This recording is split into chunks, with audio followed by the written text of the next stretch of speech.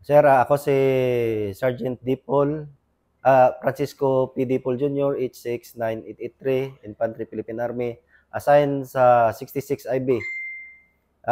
Sir, yung sa New Bataan dati, sir, yung pagpasok mo namin sa New Bataan, sir, 6 yung namatay sa amin, sir. Tapos 2 wounded, sir. First encounter namin noon, sir, sa New Bataan.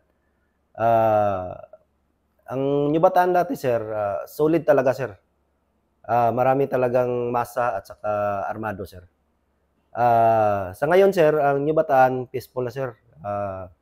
Dineclare din na, na peaceful na yung New Bataan, sir. Pre-insurgency ang New Bataan. At saka doon din ako, sir, na wounded sa New Bataan. At saka namatayan kami, sir. 2. At saka ako sir nakasurvive. At saka sir, noon pagka-wounded ko, sir, siyempre normally manumural ka, sir, pero ngayon ito na.